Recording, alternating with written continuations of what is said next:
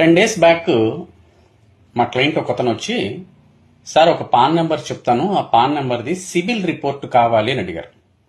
ఎవరు సార్ అంటే, మీరు కాదు తెప్పించండి సార్, తర్వాత చెప్తాలేండి అని చెప్పంటే, సరే ఏదో మేనేజ్ చేసి ఆ సిబిల్ రిపోర్ట్ అయితే తీసుకొచ్చి అతనికి ఇచ్చాం.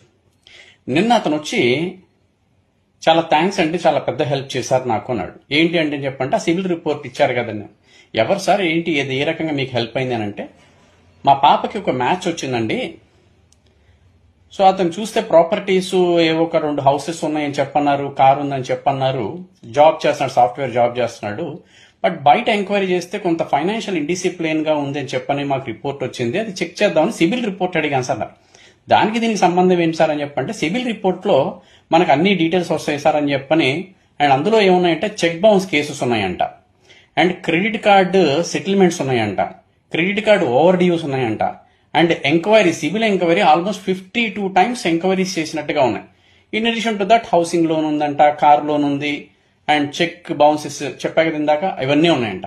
సో ఇవన్నీ చూస్తే అతను ఎంత ఫైనాన్షియల్ ఇండిసిప్లిన్ తెలిసిందండి, కాబట్టి ఆ మ్యాచ్ ని మేము క్యాన్సిల్ చేసుకున్నాము అని చెప్పన్నాడు.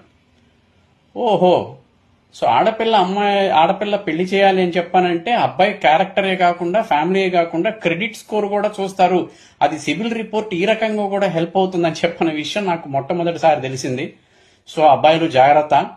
సో మీరు ఫైనాన్షియల్ ఇండిసిప్లిన్ ఉన్నారా లేదా అని చెప్పనేది మీ సిబిల్ స్కోర్ చూస్తే అర్థమైపోతుంది.